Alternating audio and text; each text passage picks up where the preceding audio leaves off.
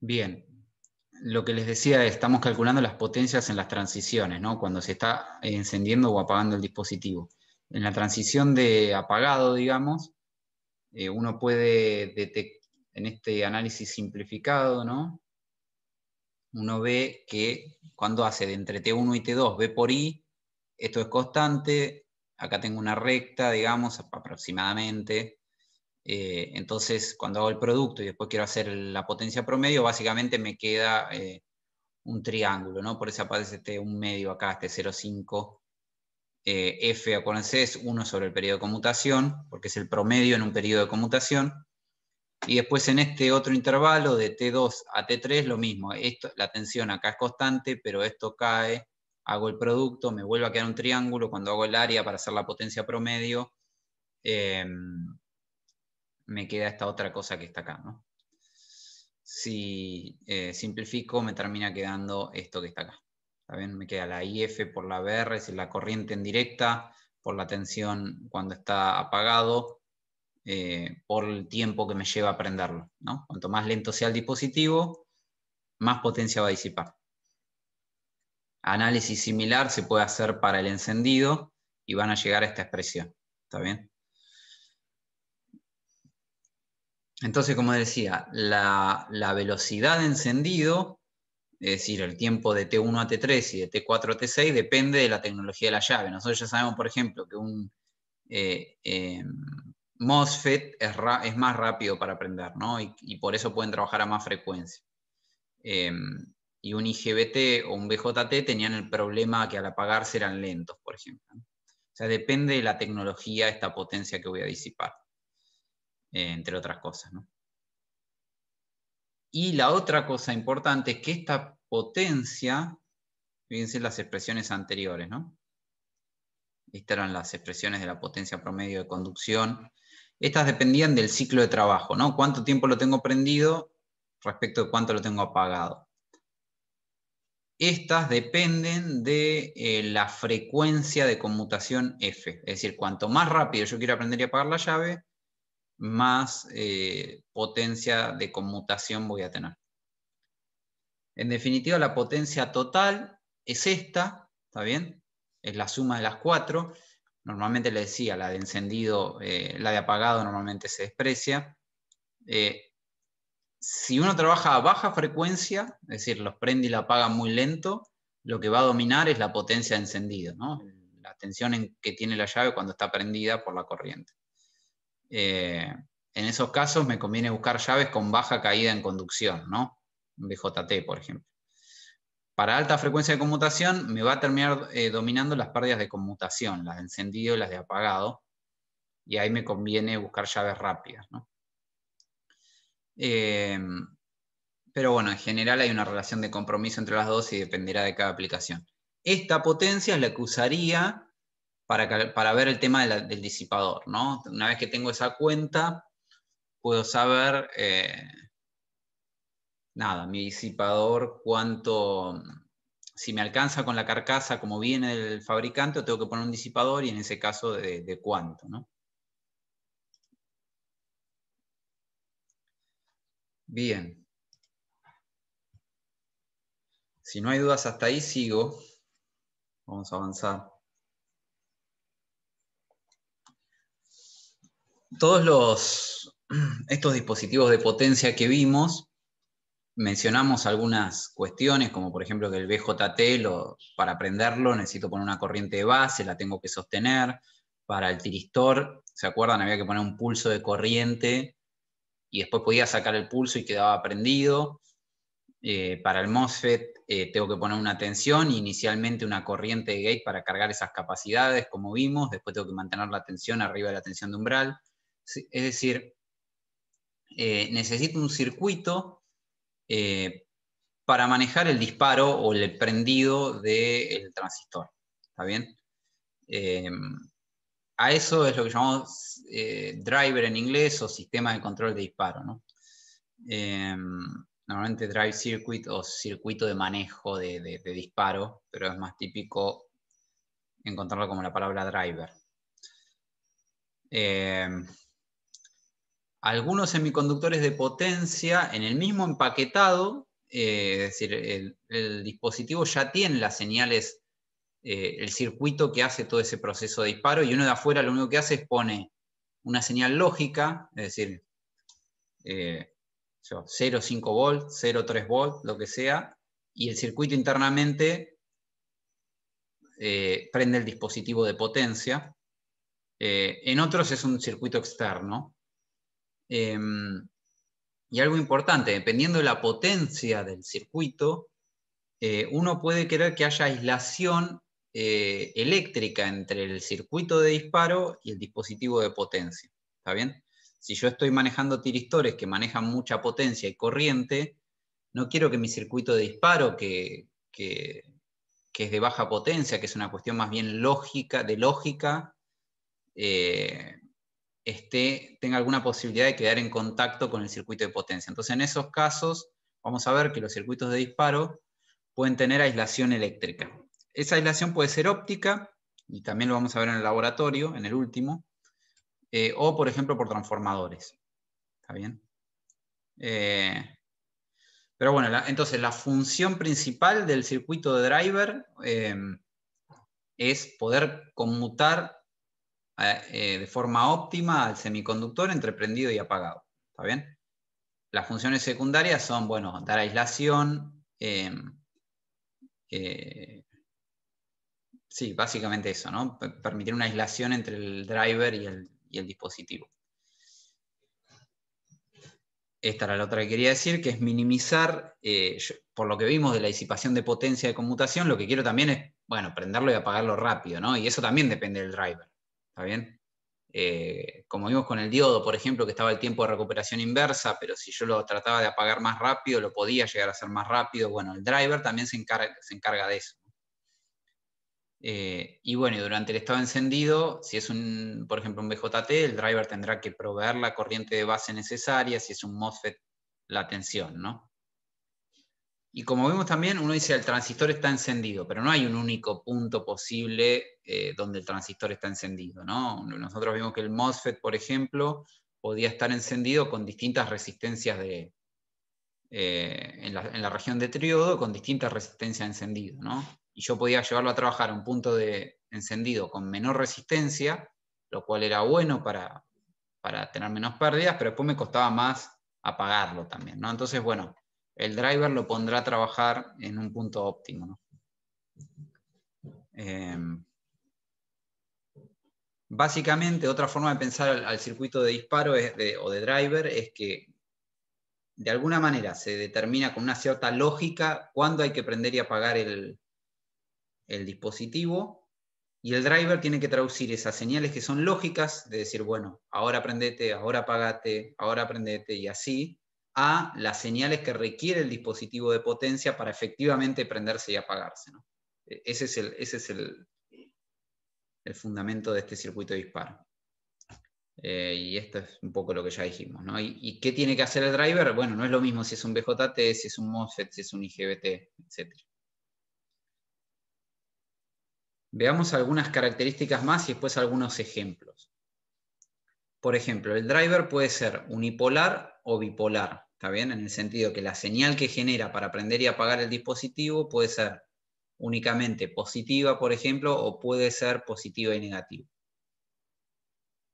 La aislación eléctrica que les decía es, bueno, el circuito de mucha potencia, uno no quiere que la parte lógica del circuito esté en contacto con la parte de potencia, entonces el driver tiene que tener aislación, y esa aislación va a requerir además generar, por ejemplo, fuentes de DC, porque hay que alimentar ese circuito, como vamos a ver en el ejemplo del laboratorio que les voy a explicar en un rato. Vamos a alimentar el circuito y vamos a querer que también sea aislado, entonces vamos a tener que generar fuentes, es decir, se va a complicar el circuito cuando yo quiera aislarlo eléctricamente de dos partes, pero bueno, es una de las funciones del driver, ¿no? Y la otra es que muchas veces el driver también se encarga de proteger al dispositivo de potencia. ¿Se acuerdan que yo les mencioné que hay dispositivos de mucha potencia, como esos tiristores que vimos de ABB, o MOSFET, o IGBTs, que son de mucha potencia y son dispositivos caros? O sea, ante una falla, yo quiero tratar de protegerlos, ¿no? Entonces el driver muchas veces tiene también protecciones para el semiconductor de potencia, es decir, está censando alguna variable, después vemos algún ejemplo, en caso de detectar una falla, acciona apagándolo, ¿no? Para protegerlo. O sea que también una tercera función posible son las de proteger al semiconductor de potencia. Acá mencioné una última que es también, muchas veces, esto excede un poquito la materia, pero muchas veces uno tiene dos transistores, vamos a dibujarlo como una llave, ¿no? Este es uno, por ejemplo, este a tierra, y tiene otro acá arriba, conectado a una cierta tensión, y están puestos así en serie, ¿no? Y acá va una carga. Nada, esto ya lo verán más adelante en la potencia, pero esto es típico, se llama una pierna, cuando hay dos llaves así conectadas, porque esto que hace, trabajan en forma complementaria. Cuando la de arriba está prendida, conecta la carga a VCC, y cuando está abierta, se conecta a la de abajo y conecta la carga a 0 volt. Entonces yo controlo cuando prendo y apago esto en forma complementaria, y switcheo la tensión en la carga. Esto es algo típico. ¿Qué pasa? Fíjense, esto nunca pueden quedar prendidos los dos transistores, ¿no? O las dos llaves, porque si no, se me hace un corto entre tierra y VCC. Entonces, bueno, hay que poner algo que se llama tiempos muertos entre el encendido de una y el apagado de la otra, mejor dicho, entre el apagado de una y el encendido de la otra, para que nunca se produzca eso. Bueno, el driver, muchas veces hay drivers que manejan estas cosas, estos dos transistores conectados así, y entonces también tienen previsto agregar esos tiempos muertos para evitar los cortocircuitos, ¿no? O sea que esas son las funciones que tiene, o características que en general tiene un driver de un semiconductor de potencia. Veamos algunos ejemplos ilustrativos, ¿no? Por ejemplo, un primer ejemplo sencillo, lo más sencillo que uno podría hacer. Tiene el circuito de potencia típico que vemos nosotros, ¿está bien? El MOSFET, en este caso, el diodo de volanteo, y la carga representada como una fuente de corriente, todo esto conectado a una fuente de alimentación BD. Entonces, básicamente, fíjense, hay un comparador que su tensión de salida irá a BBB o a 0 volt, tiene dos valores posibles, en función de si hay una tensión de referencia y una de control. Estas serían las señales lógicas, ¿está bien? Esto vendrá de alguna inteligencia de por allá, o de alguna interfaz con usuario, o lo que sea, que controla cuándo quiero prender y apagar esto. Y acá el driver, digamos, súper sencillo, tiene que convertir estas señales lógicas en algo que permita prender y apagar esto, ¿no? Y en este caso, por ejemplo, uno puede tener una tensión de referencia y una tensión de control, ¿no? Un ejemplo sería, por ejemplo, una tensión de referencia podría ser una señal tipo así, como vamos a ver en el laboratorio, una señal tipo diente de sierra se llama, tipo triangular, y una señal de control que es una continua, supónganse. Entonces yo digo, bueno, cuando la tensión de referencia es más grande que la de control, que se prenda. Entonces, por ejemplo, acá en todo este intervalo es más grande, entonces el comparador va a hacer esto, ¿no? Va a generar una señal así, la va a amplificar y esta va a ser la que va a prender y apagar este dispositivo. ¿Ven? Si yo ahora pongo otra tensión de control por acá, más bajita, se va a prender antes. ¿Está bien? En definitiva, lo importante es que, en este caso, un driver muy sencillo para un MOSFET, lo que hace es traduce señales lógicas que provienen de algún tipo de decisión que toma algún otro circuito, o una interfaz con usuario, o lo que sea, en señales eléctricas apropiadas para el manejo, en este caso, de un MOSFET. Y este sería un ejemplo de un driver unipolar y que está acoplado, es decir, no hay aislación entre el driver y el dispositivo. ¿Está bien? Y esto para algo de baja tensión, baja corriente puede andar.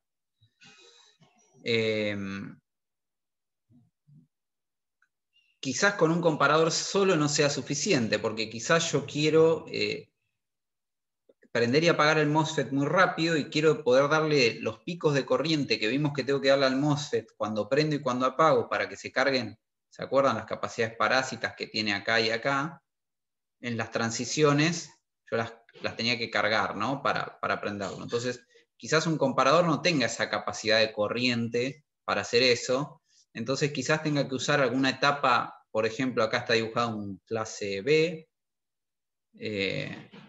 que amplifica la señal del comparador, en definitiva, y este sí tienen más potencia para poder prenderlo o apagarlo de forma adecuada, ¿no? Y todo esto pasa a ser ahora mi nuevo circuito de driver, ¿no? En este caso, por ejemplo, con una salida de transistores en clase B.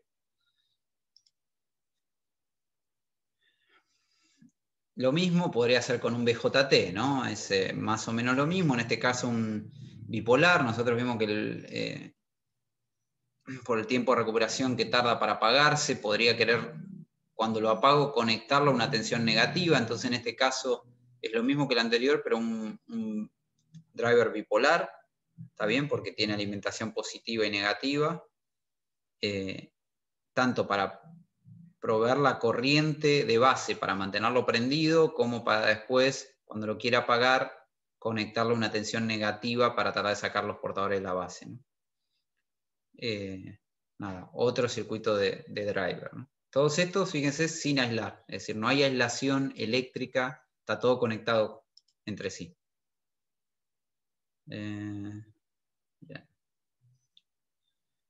Fíjense un esquema un poquito más elaborado, ¿no? Y un poquito más detallado. Voy de a poco. Esto es el circuito de potencia que yo quiero controlar. ¿También? Es una pierna, como yo les decía hoy, con dos transistores conectados en serie, y acá iría una carga, supóngase, para hacerlo fácil, ¿no? Podría ser un motor, podría ser un filtro. Esto es una carga. La etapa de potencia, es decir, los transistores que manejan mucha corriente, son estos, T más y T menos, que cada uno tiene un diodo de volanteo puesto en paralelo, ¿no? El DF más y DF menos. Es decir, yo quiero generar las señales para prender y apagar esto. Entonces habrá, fíjense, hay una entrada de control, como les decía, esto puede ser que viene de un usuario o viene de una computadora, es decir, con algún tipo de inteligencia. Acá hay algún tipo de circuito lógico, que a partir de las señales de control genera señales lógicas todavía, es decir, señales que lo único que me importa es cuándo vale el 0 y cuándo vale el 1, pero que no tienen capacidad de corriente y de prenderle la base de este transistor. Y después fíjense acá el circuito driver, ¿no? Fíjense, dice signal isolation, es decir, hay una parte de aislación que podrá ser óptica, con optocopladores, como vamos a ver en el laboratorio, o por transformadores. Después hay un circuito de manejo de la base, por ejemplo, como los que vimos en los esquemas anteriores, ¿no? Pero está aislado, digamos, esta parte del circuito de la otra, ¿no? A través de estos bloques. Y probablemente esto requiera, el circuito de base va a requerir alimentaciones de DC para funcionar. Supongamos que tengo una etapa clase B. Entonces voy a tener que generar también fuentes auxiliares aisladas. Esto lo que representa es, por ejemplo, un transformador con rectificadores de diodo, como vimos al principio de la materia, que son específicamente diseñados para conectarse a los circuitos de base. ¿Está bien? Y para completar el circuito, lo que ven acá, por ejemplo, es la tensión de red, un rectificador puente, como vimos, filtrado capacitivo, y alimenta la pierna esta, ¿no? Esto se llama una pierna, que es dos transistores con sus dos diodos de volanteo. ¿Está bien? Estos esquemas los van a ver en más detalle en electrónica de potencia, pero son típicos de circuitos convertidores de energía, ¿está bien? O de variadores de velocidad, etc. Lo importante acá, lo que estamos viendo es esto, ¿no? El circuito driver, el que se encarga de hacer de intermedio entre la lógica, que no tiene capacidad de prender y manejar transistores, y la etapa de potencia propiamente dicha. Bien.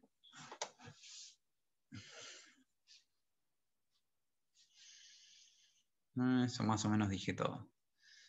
Bueno, ¿cómo es eso de la aislación entonces, ¿no? Nosotros ya vimos en otros capítulos de la materia, les mencioné tanto a los LED, los diodos emisores de luz, y a los fotodiodos, también hay fototransistores, ¿no?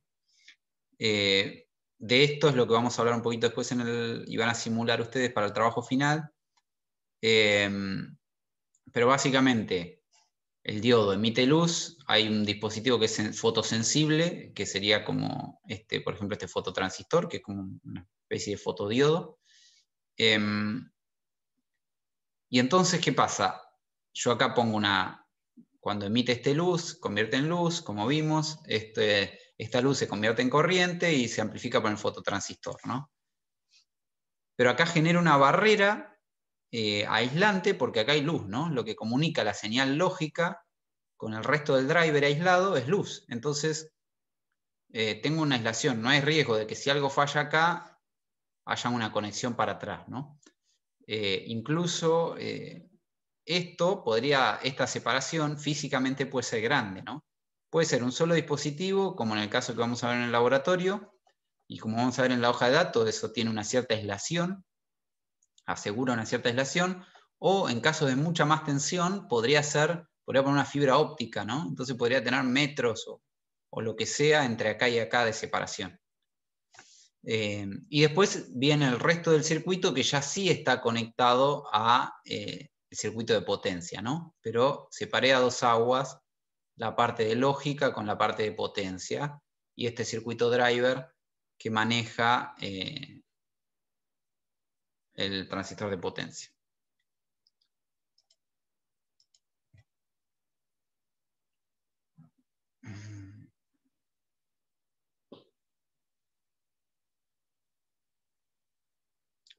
En algunos casos, lo que se usa también es lo que se llama un transformador de pulso. En lugar de usar luz, en lugar de usar un optoacoplador, se puede usar transformador de pulso. Son unos transformadores chiquititos que amplifican los pulsos, ¿no? Es decir, yo tengo acá el circuito lógico en el primario, que son algún tipo de pulsos para prender y apagar la llave, y tengo un secundario, y estos transformadores están diseñados para pasar los pulsos. Y entonces acá tengo la aislación por el transformador, ¿no?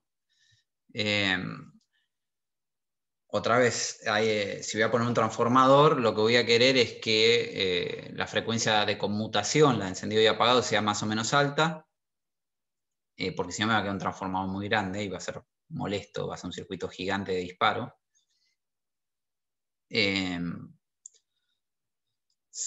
Como le digo, si es muy lento, el transformador podría ser muy grande, ¿no? Así que esas son las dos opciones que tenemos para aislar el circuito de driver, óptica o por transformador de pulso. Acá hay otro ejemplo, por ejemplo, un driver para IGBT,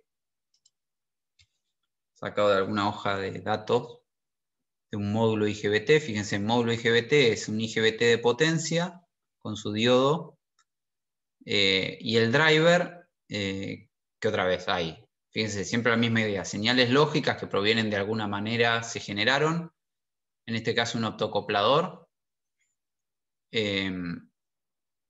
algún tipo de amplificación de la señal del optocoplador, y después una etapa, en este caso de potencia, tipo clase B, fíjense, para manejar la base, el gate del IGBT, ¿no? Más o menos el mismo esquema.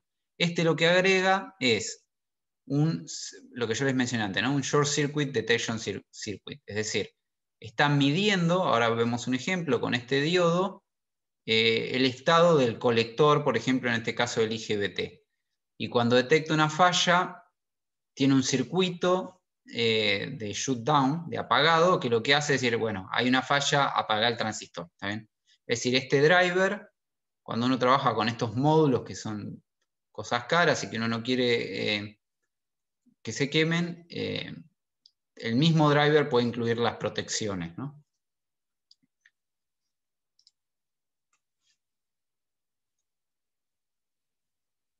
Otro circuito de disparo con una estructura típica, en este caso para tiristores. ¿Se acuerdan que nosotros vimos el puente de diodos, ¿no? Venía la tensión de línea, vamos de a poco a entender este esquema, ¿no? Venía la tensión de línea, entraba acá, uno tenía el puente de diodos y generaba acá la tensión rectificada, ¿no? Bueno, eso mismo uno lo puede hacer con tiristores, Y ahora, como tengo el terminal de control, puedo hacer una rectificación controlada. Como habíamos visto, vimos un ejemplo con un tiristor, ¿no? Ahora lo que pasa es que tengo que generar, en el puente de diodos, los diodos se prendían en función de las tensiones y corrientes sobre ánodo y cátodo, ¿no? Acá yo tengo que generar 4 tensiones, 4 corrientes, ¿no? Para disparar y elegir cuándo prendo estos, ¿no? Y eso es lo que intenta mostrar este circuito, ¿no? Es decir, por un lado, está la señal de control, fíjense que vendrá de acá de otro circuito, y uno quiere generar unas señales de control, fíjense, esta es la tensión de red, por ejemplo. Esto es algo parecido a lo que yo les contaba antes, pero uno quiere generar señales de control que básicamente van a ser pulsitos que estén sincronizados con la red, porque yo quiero, por ejemplo, durante el semiciclo positivo, el diodo hubiera conducido un par de diodos acá, otro par de diodos acá, y hubiera tenido esta señal rectificada, ¿no? Eso hubiera sido con el puente de diodos. Acá lo que quiero es controlar cuándo prendo, es decir, por ejemplo, en este caso, lo que voy a querer es que 1 y 2, por ejemplo, prendan en este instante, ¿está bien? Entonces estos pulsos tienen que estar sincronizados con la red, ¿está bien? Porque es del semiciclo positivo, quiero un ángulo alfa, desde que cruzó por 0, quiero un ángulo alfa y ahí quiero disparar el tiristor. Entonces necesito generar estas señales de disparo sincronizadas con la red. Bueno, eso es lo que muestra esto acá, ¿no? Fíjense, el sistema que genera el disparo toma referencia de la red para poder detectar cuando cruza por 0. Ve que acá dice 0 crossing detection. A partir de ahí genera estos pulsitos lógicos que su ubicación en el semiciclo de la señal de red variará con la señal de control. Y el ejemplo es este que está acá. Fíjense, hay una señal tipo rampa, por ejemplo, de referencia, y hay una señal de control que compara, ¿no? Entonces, en este caso, cuando se cruzan, se produce el pulso, ¿no? Y uno, si varía esa tensión de control, el cruce se produce en otro lugar y el pulso se produce en otro lugar. Y después tengo que amplificar esos pulsos y, por ejemplo, mandarlos de forma aislada, en este ejemplo con transformadores de pulso, a las señales de potencia. Fíjense que está todo aislado lo que es circuito de control y generación de pulsos del circuito de potencia, ¿no? Con esto, en este caso, con estos transformadores de pulso. ¿Está bien? Así que este, por ejemplo, es cómo se vería un circuito de un rectificador controlado, un rectificador de tiristores controlado. Bien. Lo importante del concepto es eso, ¿no? Tengo que generar los pulsos relativos a la frecuencia de red y si es de mucha potencia esto, además quiero tener aislación, porque esto puede ser una interfaz con un usuario, por ejemplo. ¿Está bien? Y vemos una cosa más, que es lo que, por ejemplo, un ejemplo de protección, ¿no? Un driver con protección. Básicamente, la idea es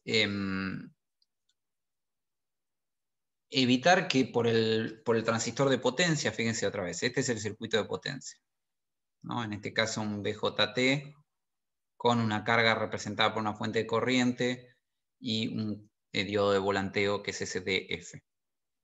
La idea del circuito de protección es evitar, por ejemplo, que circule una corriente por esta llave superior a la que puede circular.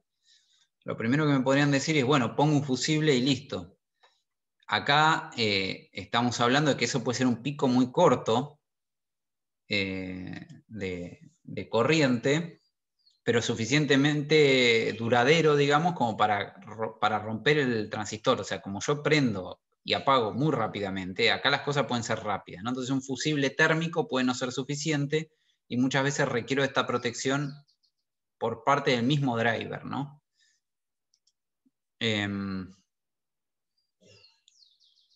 Y básicamente entonces la idea es, detecto falla, hay más corriente de la permitida, apago el transistor, lo abro. ¿Está bien? Esa es la idea.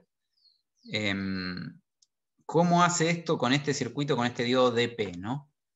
Entonces, básicamente cuando el transistor está prendido, acá debería haber una tensión BCE de saturación que yo, según el dispositivo, la conozco, ¿no? O sea que ahí se polariza el diodo, este de acá, y entonces acá tengo la caída en el diodo, más la tensión colector-emisor. Esa es la tensión en este punto en situación normal. Entonces, acá hay una lógica de control que no está dibujada, pero el driver sabe que le dio la orden de prenderse al transistor. Entonces debería estar la tensión de saturación más esta tensión en ese punto. Si hay una sobrecorriente, se va a incrementar la tensión colector-emisor del transistor y eso va a subir la tensión en este punto, ¿no? Entonces, en ese caso, hay un bloque que se encarga de evaluar esa corriente, esa tensión, y si pasa algo de eso, puede cortar y abrir el transistor, ¿no? Esa es un poco la idea. Fíjense, un ejemplo. Supónganse que tenemos el circuito típico que venimos analizando, y de repente está el transistor prendido, ¿no? Si el transistor está prendido, nosotros, por ejemplo, y vamos a suponer que esta es la corriente máxima que puede tolerar, está acá en zona de saturación, está trabajando acá. ¿Está bien? Prendido. Tiene una tensión de saturación de encendido y tiene la corriente máxima. Está trabajando en este punto. De repente hay un corto en la carga. ¿Está bien? Esta es la carga, se produce un corto. Quiere decir que me conecta a este punto, de repente me lo conecta a BD. ¿Está bien? ¿Eso qué quiere decir? Se mueve de este punto a la tensión de cortocircuito. ¿Está bien? A la corriente de cortocircuito y a la tensión BD. Debería estar con una tensión de saturación, pero se produjo un corto y me vino a trabajar acá. En la señal temporal, digamos, lo que yo vería de repente es un incremento en la corriente o en la tensión. Y en ese caso, cuando detecta eso, el diodo que vimos antes, tiene que actuar el circuito de protección abriéndolo, ¿no? Llevando el transistor de estar en conducción a estar en corte. Y protege así al dispositivo. ¿Está bien? Entonces, resumen de los circuitos de driver. Son los que se encargan de interactuar entre la lógica. La lógica, piensen que puede ser algún circuito digital, puede ser incluso un microprocesador. En los inversores, por ejemplo, de hoy en día, usados para energías renovables, para un montón de dispositivos.